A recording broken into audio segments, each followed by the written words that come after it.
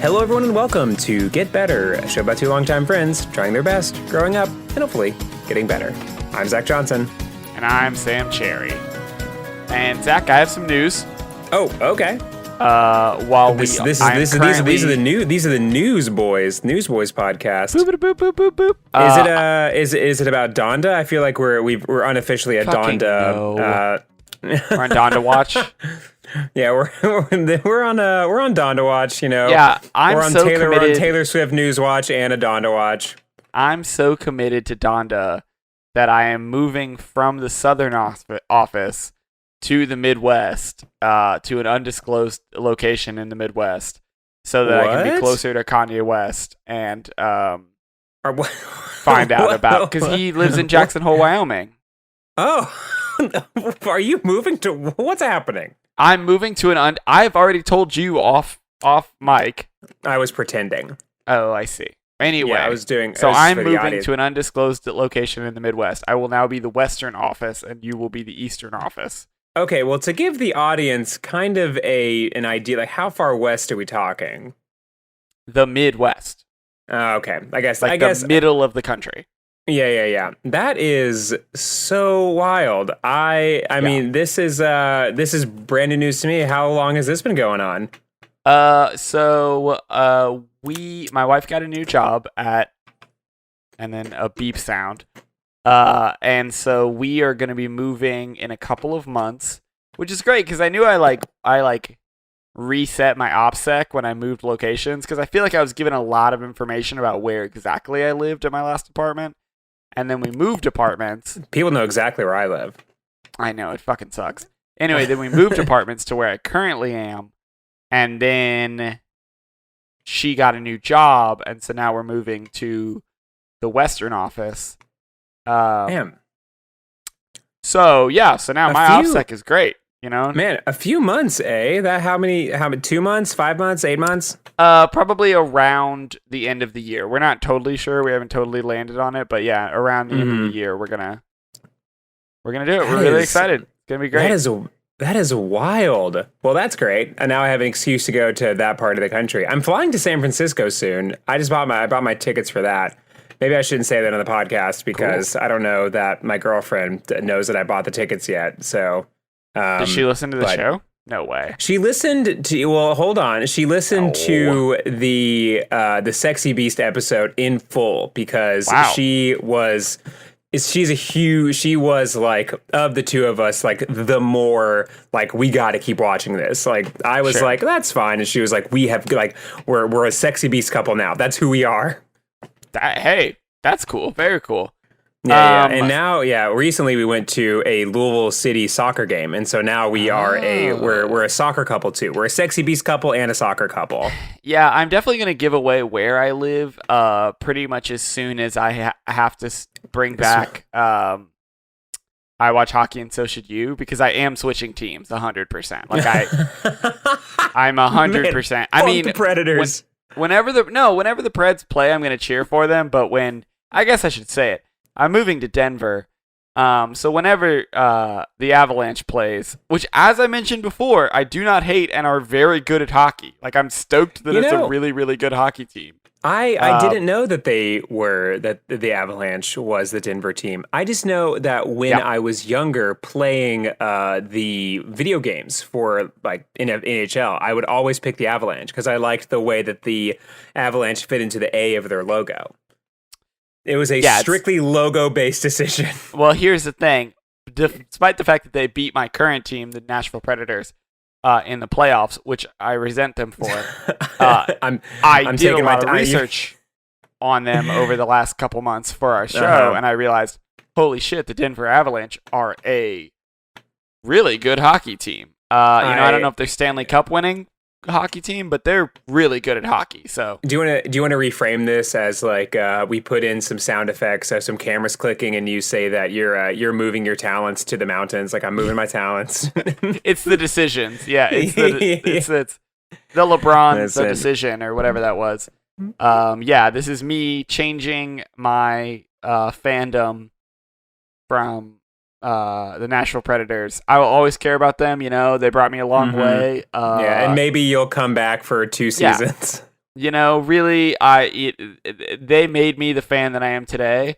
But for my family and for sort of my career going forward, I think I'm going to be a Denver Avalanche fan. Okay. And I mean, as much as I'm kidding, it is very exciting that I'm going to a place not only with a hockey team, but a good hockey team. Because if I went to a shitty hockey team, that would be so... Yeah, that is really exciting. Yeah, I know about the Avalanche. So what players are you most excited for? What angles are you excited for? Like, what's the story behind them? I don't know yet. I really don't know. I mean, see also our previous episodes that involved the Denver Avalanche, but I don't know their team. I know that one of their players is one of the only 2 players to ever get the lacrosse goal, the other being Forsberg. But because I thought it would never come up again, I didn't memorize his name. But so Forsberg got that amazing lacrosse goal, and then it was like, oh, the only other player in NHL history to get it is a guy that plays for the Avalanche. And that is a play where you do, somewhere in your jersey, you do sneak a lacrosse net into your clothes, and you intend to use that later on. Yes, it's where you, first of all, you have to slick your hair back and give yourself spikes, and your name is Bryce. Yeah, your name is Bryce, and you're problematic, and do all that prep work, and then you get the puck. Yeah. You get the puck, and it sits on the stick, which does seem illegal, but isn't. And then you just sort of fling it in from the stick, from behind the goal, which is pretty fucking wild. But only 2 NHL players have ever done it. One's Forsberg, and one is on the Avalanche. Although I don't know if they play each other in regular seasons, because I don't remember. Because as I stated previously, in what I guess is now a segment of I Watch Hockey and So Should You, the last 2 seasons don't really count. Parentheses, unless the Preds had won, but they didn't. So it doesn't. So these 2 seasons didn't count because obviously the 2020 season was cut super short, and the 2021 season was like abridged and weird, and like the what teams played each other was super weird. Like it was all just it was a very weird off season. So next season is actually, like, in my opinion, the first season in 2 years of like that really counts. All that to say, I don't know what all that was to say. I had that also to say that, you're excited for a post-pandemic hockey world where you get to be a fan of a really good team. Yeah, and also you get to see your fans back home, and like when the Preds win a game, it's like that's happy. Like it's just like there's no animosity between you and your ex, and you're just I'm glad you're doing well. When you both go to a wedding, you see that they're with someone else, and it's like that's awesome. Like I'm really that's that. Good for you. No, so not no, but what I'm saying is, when I don't know if the Avalanche and the Predators play each other in regular season, so it might not ever be a conflict of interest. But that's if true. They play each other, I'm just gonna let go and let God. And I will always be cheering for the Preds if they're playing anyone else, especially the Blackhawks, because I fucking hate the Blackhawks. But otherwise, like I will still be cheering against the Blackhawks for sure. But yeah, I'm gonna like what would the attitude have been had Sophie got a job in working for Chance the Rapper in Chicago? It would genuinely be hard. It would be like, okay, so I am from Louisville, and members of my sister's, my wife's sister. My wife. She is also my sister, I suppose. She's my sister-in-law. So members of my wife's family went to the University of Kentucky, and when we got engaged, they were like, "Oh, well, blah blah blah is going to UK. Are you gonna cheer for UK now? Because we're a UK family." And I looked at them and I was like, if I was the kind of person that would just drop U of L and cheer for UK, your daughter wouldn't have married me. Like, I'm just like, no. Like, of course I'm not. I hate the University of Kentucky. I will never cheer for them. I don't care if you all get jobs there, like, and move on campus. I'm never cheering for the University of Kentucky. I fucking hate them. Now, I don't hate the Blackhawks as much as I hate the University of Kentucky. because that's, I mean, not it's a fresh thing. Yeah. I was gonna say not to disparage your hockey fandom, but sure. yeah, it's the hatred of like Louisville and UK is something that is in your blood after a certain time.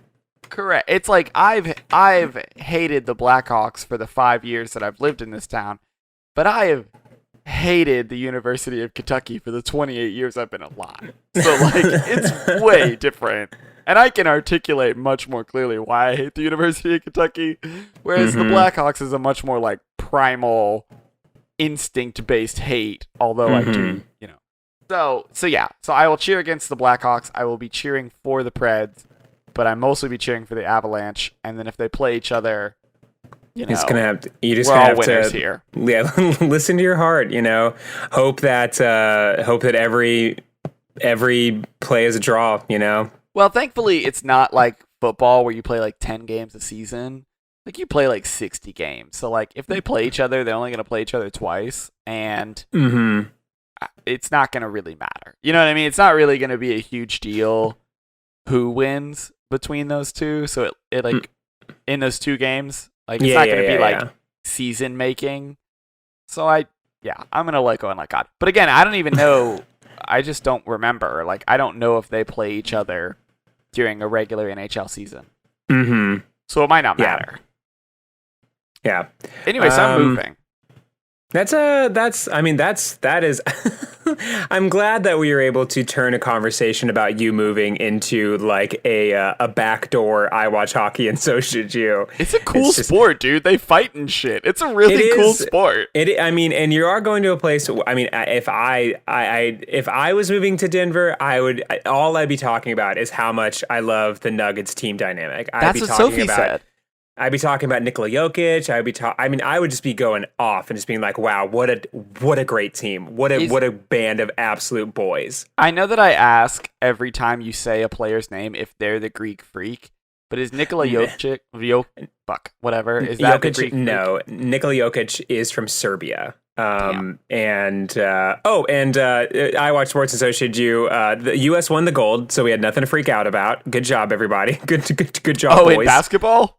Yeah, the U.S. basketball. Yeah, they won the gold. It was touch and go there for a while, but it ended up being totally fine. It was kind of a bummer. The team. There's this guy. Oh no, I don't know what country he's from, and that's bad. And now I'm blanking on his name because I can't even think of the country. Hold on. Sophie brought soup, so I got a second. Great. Hi, Soph. She cannot hear you. I'm wearing headphones. She cannot hear me. That is totally fine. Actually, while you do that, I'm going to go to the bathroom. Okay. Oh, got him. Oh, thank goodness. But now I can find out what country he's from. Slovenia. When in your life have you, like, if someone were to hand you a map and say, show me Slovenia, your ass would be grass. Oh, you used to play for Real Madrid? What the hell? There is a basketball team called Real Madrid. That is pretty cool. I mean, yeah, I guess it makes sense. God, I bet they have so much money. Oh my gosh, I bet they're like loaded. Oh yeah, Serge Ibaka. Damn, these guys are stacked. Sergio Rodriguez. Oh my gosh. Shout out to these guys. Jeez Louise, I bet that's a really tough league. I reckon. It's in Spain. Of course it's in Spain. It's Real Madrid. 28 Spanish League Cups. Hell fucking yeah, brother. I have no idea even what that is, but shout out to you. That sounds like a fuck ton of championships. That stadium is fucking huge. Holy shit. How? What even are other countries? Oh my gosh. Hell yeah. Hey, what's up? Good work. So I was doing some research while you're gone, and I talked about most of it, so you can just kind of intersplice that in. But I want to hear it. That's true. Yeah, and it's kind of a bummer because there's this one player, Luka Doncic, who is a Slovenian player, and they ended up getting fourth, and it was kind of a bummer because he was really carrying his team the whole time, but it didn't work out for him. Yeah, to do a bit behind the scenes, you were getting some soup for a second, and while that was happening, I was looking up the country Slovenia because I forgot what it was. I was going to ask. I feel like I know all the. I mean, I could pick within 2 countries where Slovenia is.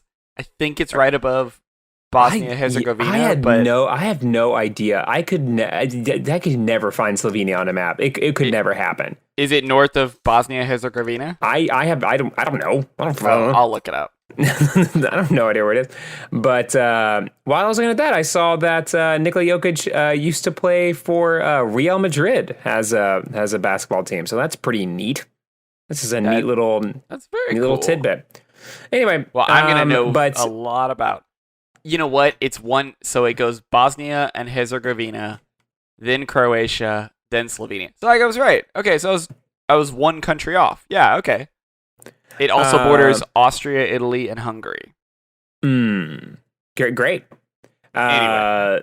But yeah, so Nikola Jokic, he used the Denver Nuggets. He is Serbian, but yeah, that's the. I mean, if I was going there, or if I was going to like any other big city, I would be like, man, the Atlanta Hawks. It's their year. Like that is all I'd be talking about. That's what you're supposed to do. Trae Young, Ice Trae Young. Yeah, it's gonna be a time to be alive in Atlanta. I assure you. Hot fire, or cold fire, or whatever the fucking. No, that was Damian Lillard. So yeah, it was.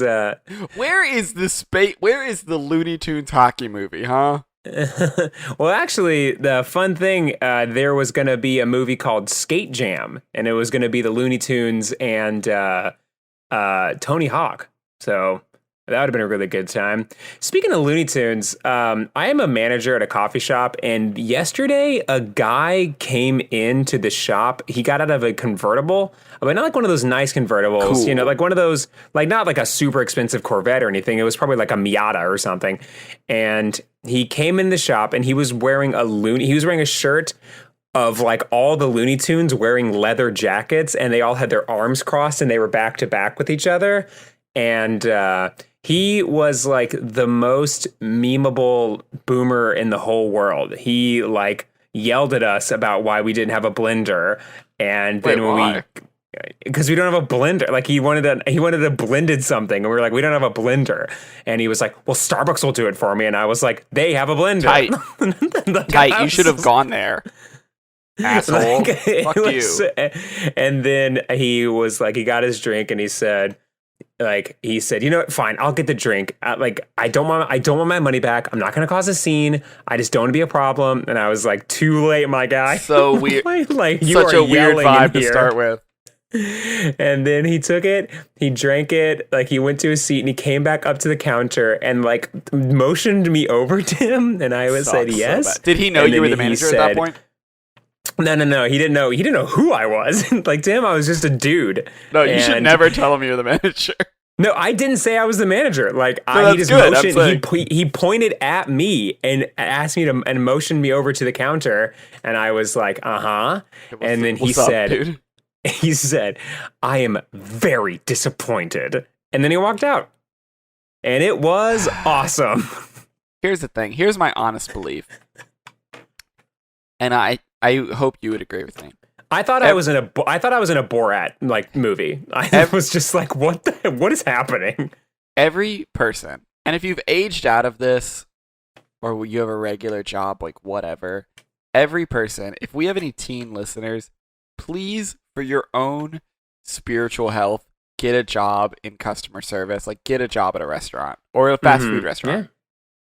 Yeah. I would say nothing is more formative to making you not a complete asshole. That's true. Than working. Just work just for like 6 months. Just like work at any restaurant so that you don't turn out like that guy. Because like, I mean, why the fuck would I care if you're disappointed? I don't care, dude. You're like the 7,000 So my coworker and I got to talking about it afterwards, and he would like, we were like, that was that dude's like, I owned you. Like, I am your dad now. Like, I defeated you.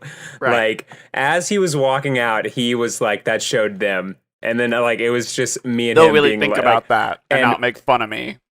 Yeah, they're not gonna make fun of me or my Looney Tunes shirt. Or he was wearing these glasses, but they were like the glasses you wear on a motorcycle, like the ones that keep the wind out of your eyes. And he was wearing them the entire time he was in the store. It was awesome. They're not gonna get on a podcast and make fun of what a fucking idiot I am. Anyway, that guy's gonna live in my head for the rest of my life. He's a new character on the show for sure.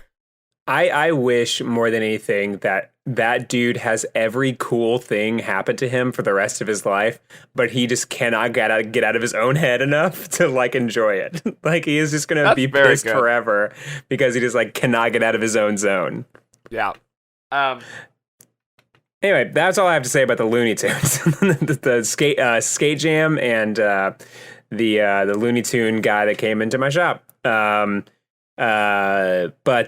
while I was gonna bring this up while we were talking about Kentucky versus Louisville, and that is recently I went to the Kentucky State Fair, and guys, I gotta tell you, whatever state or municipality or province or whatever you're in, find the fair version of that and go to it. It is so much fun.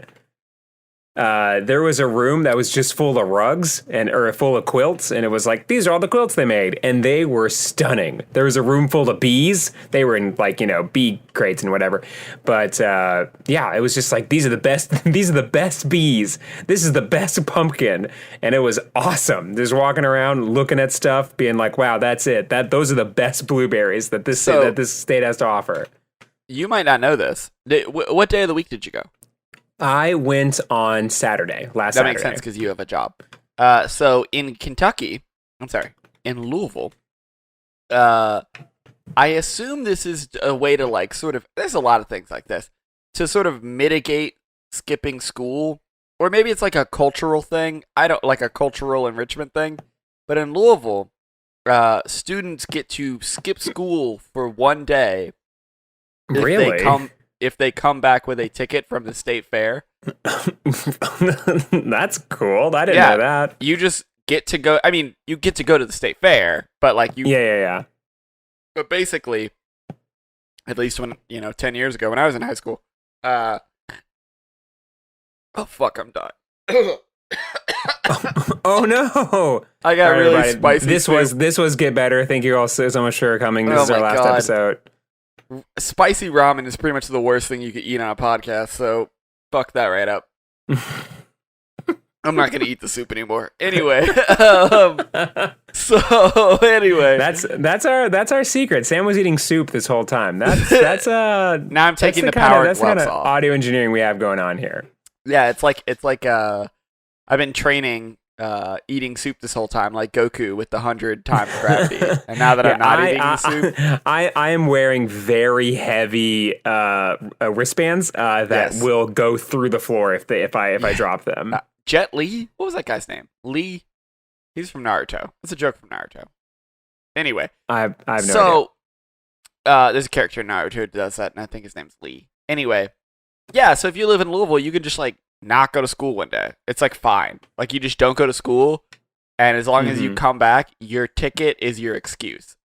Man. And the reason I say it might be like mitigating skipping is because Oaks, which is the race. Yep. Yeah, I was like, Louisville also has another day where you just don't go to school for like some sort of like bullshit, like Louisville only reason. Yeah, cool ass shit. It's a great town. So Oaks is the race on the Friday before Derby, which is always on Sunday. And so for Oaks, all the kids get off school.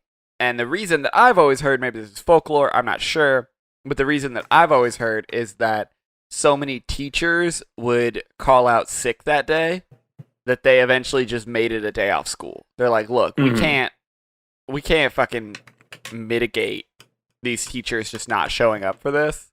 So we're just not going to force them to come to school at all. And I think maybe a similar thing is true with the state fair, but it might just be like a cultural enrichment, like you should go to the state fair thing. I'm not sure. Yeah. I wasn't in those meetings. I'd never been before, so I was having a great time. I mean, I've been a lot because I got to skip school. Yeah. But yeah, there was so much like just fun, and like there were these Goats. there was like these women clogging for a while. That was like a whole thing where it was like a room where these ladies were just clogging. And I was like, great, didn't know that that was a Louisville thing, but here we are. That's great. Shout out. There was a room that was just full of cows. That was really great. Just so you can go and just see a cow, and then you say like, "Hey, that's the award-winning cow," and you look at it and you're just like, "Great, what a good like what a great what a good cow." Great There job. were lots of teens standing around talking about how if they saw that person, they were going to fight them. That's always a big mainstay of Louisville activities where teens just stand around. They're like, yo, if I see them, I'm going to fucking fight them. Yeah, I did notice a lot of that. I did go to the carnival part afterwards, and it's been a long time since I've been around so many people so much younger than me, like in that concentrated of an effort. Like, and I was just like, like they are so angry all the time. You're all ready to fight because someone said something bad about your cousin. On Snapchat. It's blown up now. But there was lots of youths all kind of walking around and all kind of walking around just being generally angry. At one point my girlfriend and I did go onto a Ferris wheel and it was really fun because there were two boys in front of us. And they were both it was their turn, and they were clearly like they were friends. And then they walked in to go to the Ferris wheel, and the guy was like, "Okay, two to a Ferris wheel cart, whatever." And then the guy went, "Nah." And then the guy was just like, "No, you have to sit two to a thing." And he was just like, "I'm not doing that." And the guy was just like, "Whatever." And then so these two like teenage boys didn't sit with each other. And then That's so cool. periodically we would see them, and they were just kind of like on their phones or just like doing the greatest nothing. city And in I the was world, like, man. "What the hell?" I get it. Look, I get it. I mean, I don't personally feel that way, but I understand where they're coming from. It was high class masculinity. Like, nah, I'm not. Yeah. You'll kill me before I'm sitting next to my good friend on this Ferris wheel, who I spend every weekend hanging out with, and who I have professed I would die for, although I have not fully internalized what that means. Yeah, yeah. But if you see us on this Ferris wheel, no. You see us on a love seat, no. You see us in a movie theater, there is a seat between us. Yeah. No chance. I will die before. I will die for him, and also die before I sit 4 feet next to him. Yeah, That's just who I am. And honestly, they were probably texting about how it was so bizarre to kind of watch unfold in real time because like they did that, and the carnival worker was clearly just like whatever, like what the fuck? What do I care? But here's the thing: they probably rebounded by getting on their phone and then Snapchatting about someone's cousin, and then later they're gonna go get in a fight about it. And then later they're gonna get into a fight. If you've been to a skate park. You just want to see what trends in fashion are really going off because there's like 5 different haircuts I've noticed amongst all like teenagers. So that was pretty good. I don't have any of those haircuts, so I was like, dang, missed out. Welcome to Boomer Pod. Yeah, tell me about what the kids are doing. Tell me about all the kids' haircuts. The haircuts are, mostly like the haircuts that you and I probably would have had, like God-fearing people, just like clearly not cut in a long time. Just like there's no effort put into it at all. Yeah. It just kind of exists on your head, almost like a burden to you. It's just kind of there. There is, there's I guess there's like the classics. There's like, just kind of like fuzzy nothingness, and a bowl cut. But other than that, there's a lot of middle parts. Middle parts are huge. They are in and they are like on men. So big. On men or on women? Because TikTok has told me that. That teen girls on men mostly. Men's haircuts are going to be, the middle part. and it's like a shaved all around the sides, but the top is kind of long and frizzy. The Macklemore. Yeah, but like into I specifically not swooped back, like not combed at all. It's just like kind of existing on top of their head while there is no other hair, kind of like a mushroom sort of situation. When I get my hair cut, I say three things. I say I want number 2 on the sides, I want scissors up top, and I don't want to look like Macklemore. and that is a real danger for you. Yeah, because I'm like, because I get it faded up, right, and they cut the scissors pretty short, so it's not like. But really, I'm like, look, I know I live in Nashville. I get it. I know you want to give me the Macklemore haircut because every guy in this town has a Macklemore haircut. But like, I'm asking for a 2, which is pretty short. But like, I want it to fade out. So I think that's what makes it so that they make the scissors pretty short, because I'm like, I don't want to look like Macklemore. And they're like, okay, so we don't want the top to be super long. Got it. Yeah. Because the last thing I want is to look like Macklemore. Yeah, and I'm glad that he exists as an icon for that. You know, to have people not want to look like him. That's the new he didn't really have to do rap. that, but he did that for us. Yeah, he's the king of rap. You know. Yeah. And then like, you know, that was kind of all that I really noticed at the fair. But there's one room that I really want to talk about in the actual, like, the expo center or whatever. Sure. There was a room that was just full of just antiques. That was the whole room. And it was just like, this is a letter to the president. And that was it. And which president? I talked to someone later because I found someone and I was like, oh, do you have to like prove that this is something you got this year? And they were like, no, you can just bring in literally whatever. And it's just like a room that's like full of junk. So someone came in and said, this is a letter to a president. And then like, they were like, sure, probably. Yeah. And there's like a bunch of guns. There was like a bunch of guns in the corner, and it was like old Civil War guns. Very cool. And they, you know, some poor son of a bitch has to look at all this clutter and just kind of go like, yep, this is the best. This is the best piece of paper. This is the best. This like, is the best trinket. forgery of Uncle Tom's Cabin. You did it. This is the best forgery. Yeah, and so it's just this entire room, and one of my favorite things. So there was this one part. It was just like old antique books, and I walked over there, that's very cool. This is strange. Oh, motherfucker! I didn't see this book when I was at the fair the other day. This book looks like it is an American hero's uncensored story.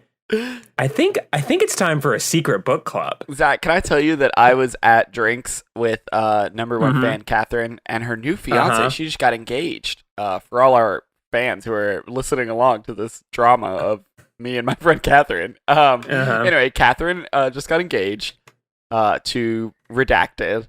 And a good friend. Yeah, so me and Redacted were talking, and he was like, so do you do segments on your show? Like, what's your show? And I was like, well, mostly it's a lot of bullshitting, but we do segments. And my first example was Secret Man, and I was trying to explain to him, I was like, it's written by an insane person who thinks he was in the CIA, but I'm pretty sure he knows he's lying, but he thinks we don't know he's lying. And then I was just like... And you could tell he like didn't fully understand what I meant. I was just like, so I think the example I gave him was folding the credit card, and I was like, it's like that. Where like, and he kind of makes this face like, what? And I'm like, no, you're not supposed to understand how it works. It doesn't make any goddamn sense. He's lying. Parody, whatever. He's lying. But like having to explain to someone who has no reference point, like what the Secret Man is. Mm-hmm. Anyway. Yeah, so tell me welcome about to the it. Secret Book Club.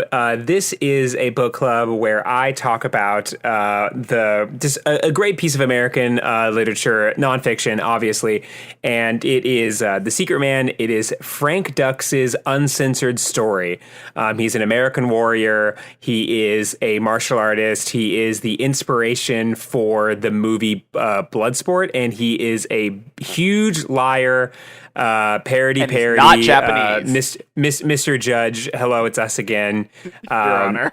Your Honor, just wanting again to let you know that we're not purging ourselves in this moment, but I am going to look to Mr. Dux over there in the corner, and then ask him to prove what happens in this chapter. Because Sam, I swear to you, I tried to get through. I was going to do 2 chapters because. The chapter that's after this one is bonkers. It is like something that I've been looking forward to this whole time. But the then, technology that doesn't exist. While I was reading this one, Frank just had to do it. He had to do it to him. 1, 2, 3, 4, 5, 6. This chapter is 8 pages. But Not a lot of pages. In the middle of this, he makes a claim that is so bananas that I had to do separate research of American and Lebanese history to understand what the fuck he just said. Oh, separately, I don't want to get into it, but I've been doing a lot of 9/11 research.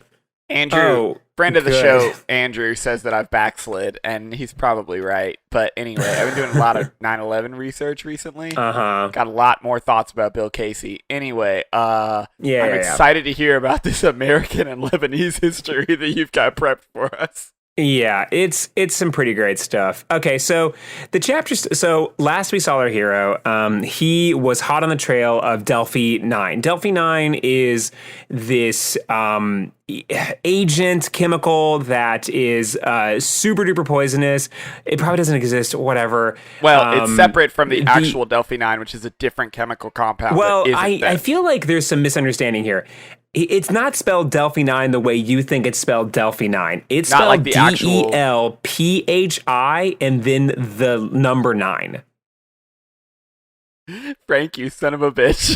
Okay, so it's different from Delphi 9. Because when you were talking about how it's real, I was just like, I haven't told Sam that it's spelled Delphi 9. James Bond, Goldfinger, obviously. Yeah, James Bond, Goldfinger, obviously. Goldfinger, obviously. Your Honor, we shouldn't be here. Listen to this. We shouldn't be here for this thing. Yeah. Anyway, all right. So it's Delphi number 9, whatever. So Delphi number 9. Love potion number Delphi 9. So in the last chapter, there is this thing. So Frank has this whole thing where he's connected to the underground world, whatever. He talks to all these most icy cantina looking fuckers and gets information out of them.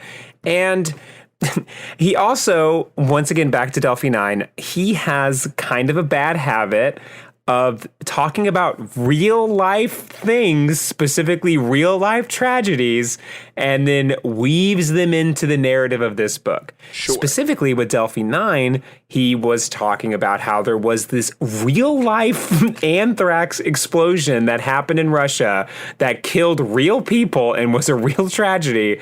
And Frank is just like, oh, this was all a cover up to hide the real weapon, which was Delphi 9.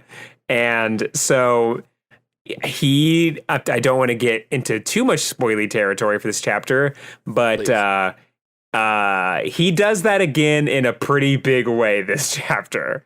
So this chapter opens with a conversation between Bill Casey and Frank Dux. Bill Casey, for those who don't know, is the active real-life director of the CIA throughout the entirety of this book. And now, Casey has hired Frank as... I'm sorry. Bill Casey, who is the campaign manager for former head of the CIA, George H.W. Bush, who is the running mate of Ronald Reagan. Did you know that? That's how he became the CIA director. He was the campaign manager of the Reagan-Bush ticket. I did not know that, and you'd think that I would have figured that out with all the research I had to do today. About Bill Casey. Yeah, so... Bill Casey has hired Frank as his sort of like guy that lives beneath the law, sort of his secret man. Like, yeah, he's the secret man. Exactly. I don't know why I even. I don't even know why I need to explain. No one's he's the secret listening man. to this without the previous parts. They are aware of Bill Casey's relationship. Okay, all right. Just making sure if someone pops in, they're just like, what are these two babbling about? Hey, if anyone pops in, we have a playlist on YouTube that is specifically just these segments. And while I love Script Doctor, this is obviously our best segment. So just go listen to that. So it opens up with Bill Casey and Frank having a conversation where Casey already knows about this underground crime syndicate. Casey is like, Frank, you son of a bitch, I already know all about the crime syndicate. God, you're so handsome. God, I wish I could kiss you, but we're both so straight. And I like you're bringing me shit. You're bringing me shit, Frank. I would never sit on a Ferris wheel with you, but I'll dream about it the rest of my life. God damn it. Frank, you son of a bitch. So they and then he's like, what do you know about Delphi 9? And Frank's like, I don't really know much of anything. And he was like, you're wasting my time, Frank. You're wasting it. Your big luscious lips. You're wasting my time. And so kissable. No, he's whatever. Like Frank always writes about himself in these like glowing terms, which I'll get to in just a second. So Frank is then tasked with going to the Middle East. And it honestly does not matter why. The reasoning is like, the reasoning doesn't matter. Okay. A series of heavy guns show up in the Middle East and he has to go figure out where the heavy guns are. Yeah. Who cares? The reasoning doesn't matter, but Frank is trying to retroactively Forrest Gump himself into history. Tight. And so he goes to the Middle East, but before he goes to the Middle East, he gets some time to... He gets some much needed relaxation time, and in this we have the first mention of him actually teaching martial arts, which I think is funny. The only true thing about the book. Yeah, so he's like, I got a few months off, so I got to teach some of my classes, and it was like, oh yeah, you own a dojo, so you like, own a real ass dojo. Yeah. So and okay, so it gets into this one thing which is really funny. So Frank gets a phone call the phone call is just like, go to the secret location. Sure, and then Frank goes to the secret location, and the secret location, there is just a flyer. That's it. But Frank, because he's so smart, knows that the flyer is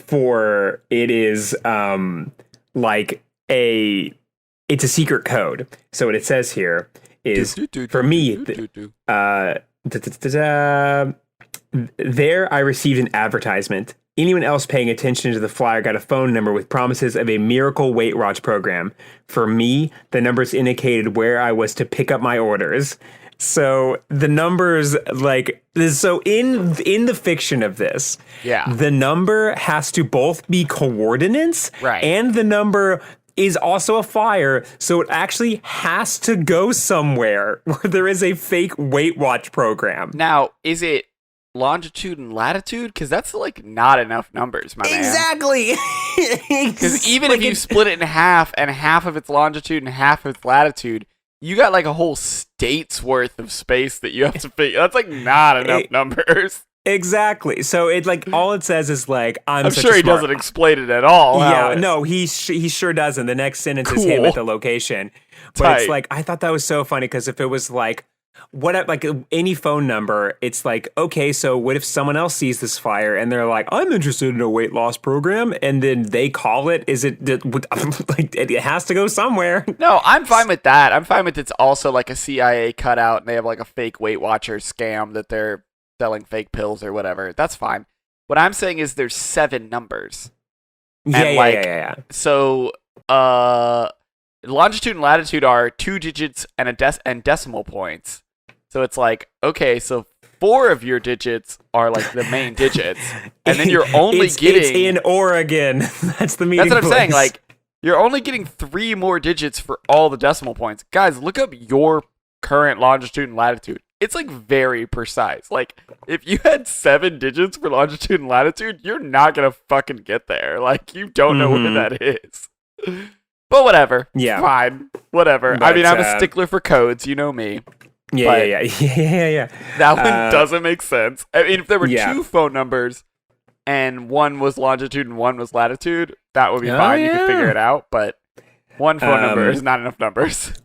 But one sentence I do want to say as a bit of a teaser to what's going to happen in the future is I fully expected to resume my investigation of the trail of mysterious murders in St. Louis. Ooh, someone with heavy guns is back in St. Louis. Someone with some heavy ass guns is going to go to Cincinnati. So stupid. So what happens is he goes to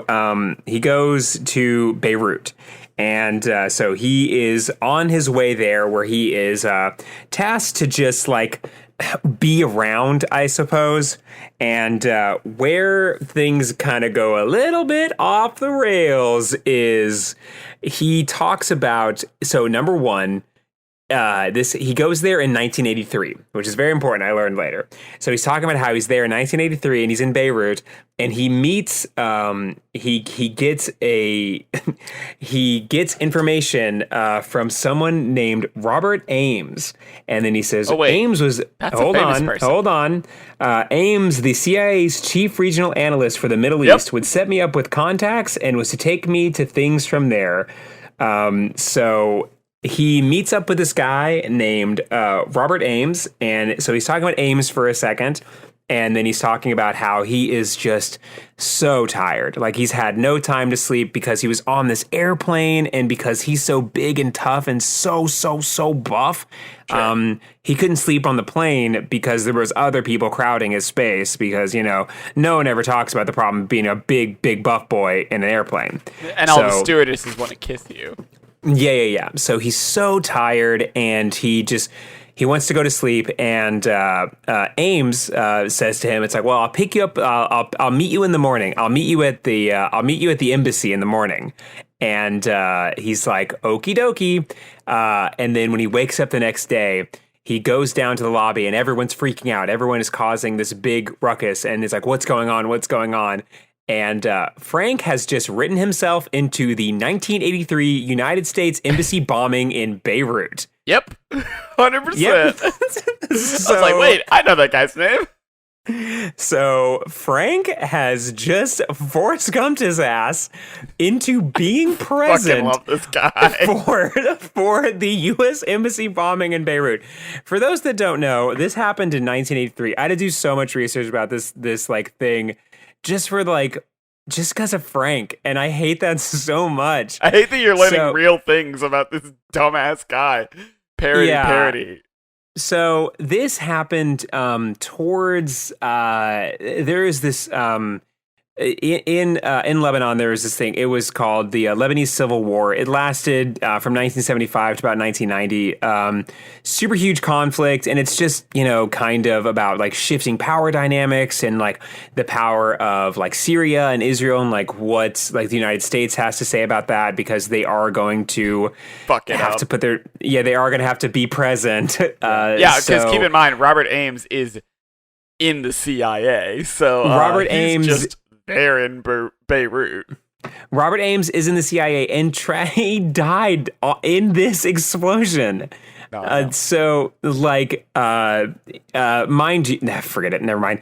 So this whole thing was about like the United States' their involvement in just the conflict as a whole, and why.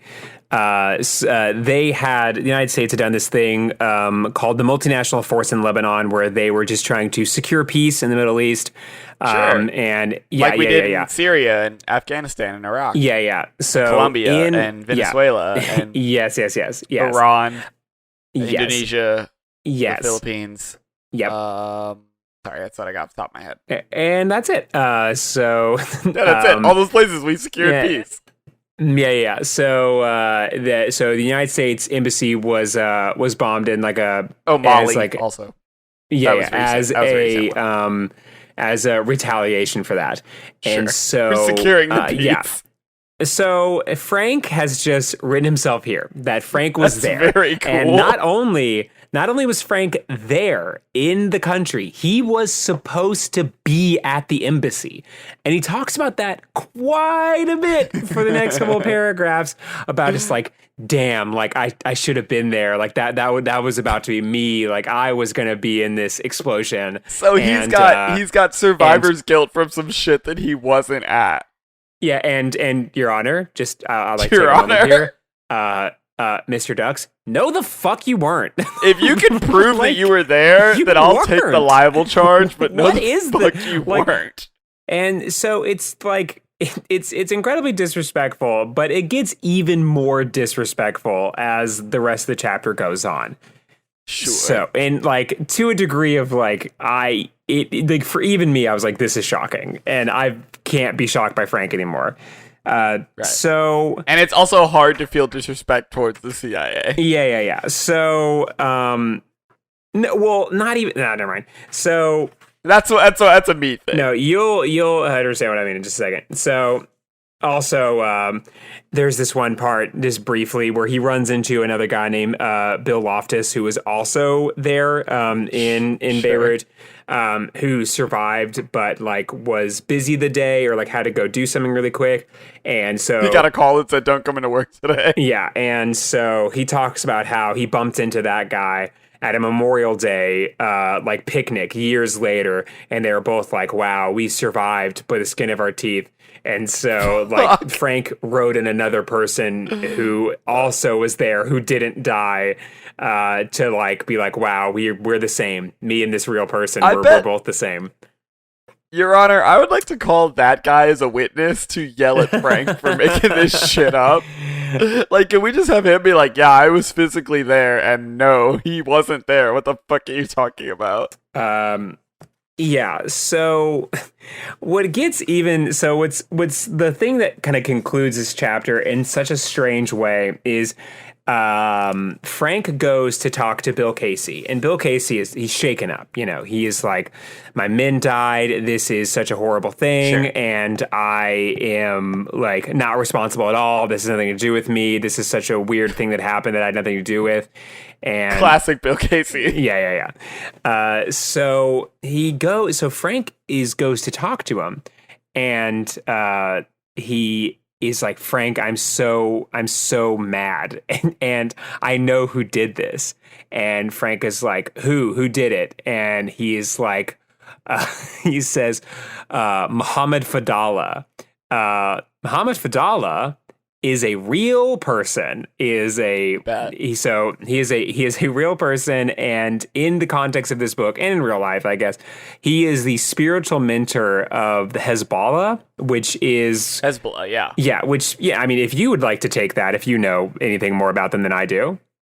I don't want to say anything that's going to get me in trouble. Okay, yeah, so Hezbollah is a group of never mind. Pass. So in the context of this book, so we can hide behind how Frank sees it. They are.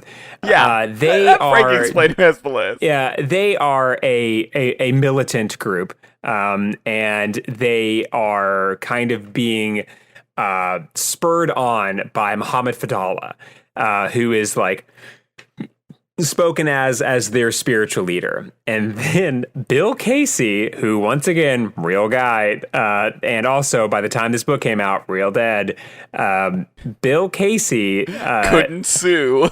What was that? I said couldn't sue. Couldn't do it. So Bill Casey says Muhammad Fadallah is responsible for this, and you can have him. He's yours.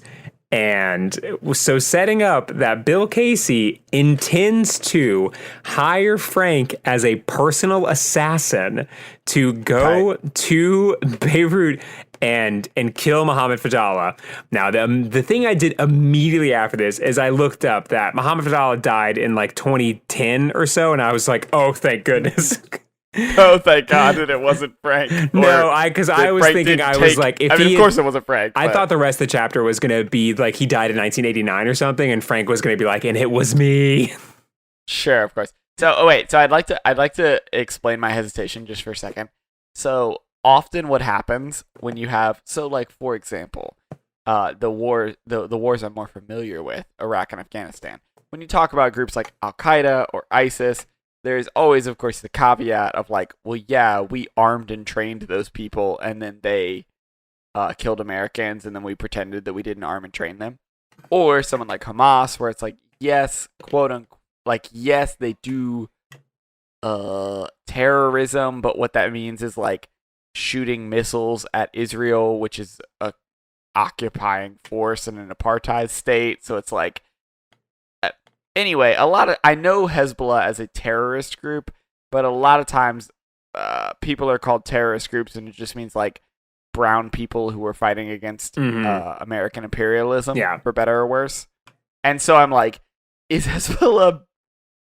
Probably Hezbollah is bad, but I don't know off the top of my head because I was getting them confused with Hamas, and I'm like, is that the group in Palestine that's bad for sure, Your Honor? Bad, but also fighting against a state that's blowing up, that's also shooting missiles, and it seems like it's also just like a military force fighting a different military force. The jury's just having to listen to this. Like, what is even? Why am I even here?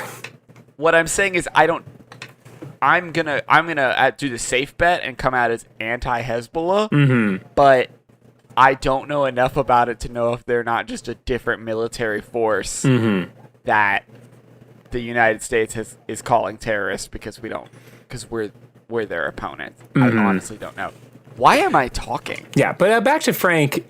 So please, basically, Bill Casey intends to assassinate. Bill Casey, real person, intends to use Frank, fake person, to assassinate Mohammed Fadallah, real person, and he's given Frank like a little bit of time to think this over. And so Frank, he thinks about it for a second. And then him and Bill Casey meet in an airplane, so they can't be heard, which is whatever. What the fuck? He's got an office. The man has an office in the CIA. The man has an office, but you can't trust anybody these days. So they fly up in a plane so they won't be heard. And so they go Only up in this. Frank would think that works. Yeah, they go up in this airplane, and basically, Frank has this, like, what I believe he would consider as, like, a Captain America moment of, like, you have to plant yourself firm next to the tree of truth and, tell the world to move. Like, when they say to move, you tell them you move. And Frank is like, Bill Casey, I'm not your personal killer. And Bill Casey is like, oh, Frank, God, I wish I could man, I want to ride you so hard. And you're so hot in this moment. And I hate you so much for saying this to me. And like, I can't believe that you wouldn't kill me. And think about how hot that would be, Frank. And Frank is like, I'm not going to kill this guy because, look, the world's going to hell, but Bill, I don't want you to be one of the devils that's dragging us down. And that made me think too so fucking angry. Late, brother. Yeah, sorry, you're talking to Bill fucking Casey, a literal demon. So, but it sets this weird thing where like Bill Casey in the narrative of this book is so mad, and it's just like, I really wanted you to kill him, da da da da da. And it's really strange because it's like, he did like several coups. Yeah. Yeah. Like, but Bill Casey is a real person. And to like frame this conversation as like having actually happened, that it's like Bill Casey was going to like use Frank, a secret man, like an extrajudicial, like Judge Dredd type character, to go like kill this, like, this guy, like this Sikh, like what a weird like precedent. And like it goes on for a page or so of just like Bill Casey being so mad that Frank would not do this for him, and he was just like, I don't know if I can trust you anymore, Frank. Get out of my office. Let me look at that ass as you walk out. Get out of here. Let me look at you. But also the idea that like Bill Casey can't find literally anyone else. Yeah. And also, one of the weird things that, like, as I'd said earlier, is that he said, like, once again, Your Honor, we don't think this happened. But he says this conversation never happened. He says that Mohammed Fadallah is the guy that like basically orchestrated this whole like embassy bombing, and then says to Frank, like, you can have him, he's yours. And it's like, what? No, no. Like, this is like you've been sending Frank to dress as a plumber. Like, you're sending him on like weird bit missions. Like, don't he dressed like Mario. Don't send him to assassinate like a major player in an ongoing civil war. What are you doing? Right. Yes, of course. It didn't happen, but I love the idea that he's like, God, I mean, again, I'm always at this place where I'm like, I love Frank, and I also hate him so much. No, like, Frank, the reason we love him is, like, he did not have to go this hard. Like, he did not have to really go this hard to put himself in this situation. He could have just said, like, wow, I was there. What a moment. But then to immediately after that go, like, and Muhammad Fadallah, he would have been assassinated if not for my rock hard, like, values. Sorry, I would just like to go to my favorite Wikipedia page, U.S. involvement in regime change. Ooh. And in the time that Bill Casey was the head of the CIA, we overthrew the government of Chad, which is an African country, Nicaragua, Grenada, and Panama. So, feels like he's got another guy that could probably shoot a gun. Yeah. Oh, also Afghanistan. Just really playing the hits. Yeah. Yeah. Feels like there's another dude that could probably shoot a gun for him. Yeah, but as we know in real history, it didn't happen, and honestly, it was because of Frank. It's true, it didn't. And that's really cool. I'm really glad that Frank did not cause an international incident because of his values, and that Bill Casey was just like, you son of a bitch, you were the only man for me, and you're the only man that could have done this, and now that you're not going to do it, I'm also questioning my values because, like, you're such a good guy, Frank. You're such a good-looking guy, Frank. God. You know what, again, I bring this up every episode, but it's like, from a narrative perspective, we always break down to this point where we start talking about it as a narrative work of fiction because, Your Honor, come on. We're like 10 chapters in. Your Honor, he has to prove this. He has to prove this happened. the burden of proof is on Frank. Anyway. Actually, no. The burden of proof is not on Frank because Muhammad Fadallah did not die in 1989 or 1985. So it didn't happen. Anyway, as a work of friction, it would be a work of friction. If Bill Casey had his way, this would be a work of friction. As a work of fiction, you introduce Fish as a villain in the first chapter, and we're like 10 chapters in. Like, you really should. I understand that Fish probably has got the Delphi 9, and I get that. But, like, you really need to introduce Fish, because we've been doing this series for like a year and a half, and like we really need Fish to come back into the story. Yeah. That's my only criticism. Hey Zach, that's my only criticism, and I'm under oath. That's my only criticism. Yeah. So the chapter ends. I'll kind of do an addendum to it. Frank says three or four actually weird things all in a row, all the very last page. Of course. Like, as it's tradition. He's like, I think Bill is so mad because he lost a close friend. And I think he may have been talking about the other CIA guy that died. To be fair, I read the Wikipedia while we were talking, and Bill Casey is quoted in the Wikipedia as saying that man was irreplaceable. Okay. So he was very sad about it. Okay, well, there we go. I mean, I think, so when I first read it, I saw lost a close friend, and I was just like, there is no way. Because I thought he was talking about himself. Like, he's just like, he's so mad that he's mad at me because, we're like not really close anymore, and he loved me like a brother, and, he lost a close friend. If he's talking about Robert Ames, the real Bill Casey did say that man was irreplaceable. Apparently he was sad about it. And so moving on from there, Frank does say one really weird thing, which is how after his conversation with Bill, he says this sentence, which I think is really wild, and I really hope it doesn't come up ever again, which is, I would be home in time for Johnny Carson, and no one the wiser, least of all my fiance, April. What? Oh, I also hope it never comes up again. Or it's the second half of the book. Yeah, the second half of the book is like a Frank, you've been like going to St. Louis style romance.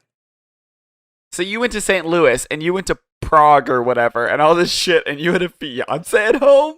Yeah, well, not only Frank, that, again, but like on a literary in a couple level. chapters before, I have to find out where it is in my notes, but in the couple of chapters before, he was talking about like how he had 3 days off and he just like took this girl to the bone zone for 3 days. Like there's a whole thing where he was I forgot that part. yeah, like I was off for 3 days and I met a girl in a bar and we didn't leave the hotel for 3 days straight. And I was just like, hell yeah, Frank, like what a man. And then all of a sudden he's just like, and my fiance April, who is none the wiser, got in time for Johnny Carson. She must have thought I was at a kung fu expo or something. Yeah, a late night dojo session. Yeah, in time for Johnny Carson. Okay. So he says mentions his wife. That's awesome. And but then as soon as he's like, getting comfortable at home with his fiance April, he finds out he gets a call. He gets a new job. I guess that Bill Casey's not that mad at him because he gives him a new job, and the new job is something that's linked to St. Louis and some heavy guns. And so it's so crazy to imagine that the CIA would be alerted that a bunch of murders happened with heavy guns. Like, it's fucking insane that the CIA, like, it's not true, but like the idea that they would know about that is so crazy. But then again, he is the secret man, so they probably give these cases to him. Yeah, probably. So he finds some new details to the case, and so he hops in his quote copper Porsche Turbo, which was strange, and he is he gets into his copper Porsche Turbo, and I'm like, I don't even have to look up this car to know that you don't have it. He's got doubles. He's got doubles of that and the Nova. Yeah. So he is on his way to find out what's going on, and I'll give you a little teaser of what's to come by telling you the title of the next chapter. The next chapter, chapter 15. Fish gives a nibble. Yes. We're back again. We're back. 15 we're chapters back, is too late, but I'm excited for Turbo. I'm very excited. Again, I really feel like literarily you should cut the that's a cool car. I mean, he doesn't own this. Did you look up 1983? I looked up a copper Porsche Turbo. I think it's because it's in 1983. Yeah, that's when it takes place. And he's got doubles of the Nova. I see. Maybe 1982.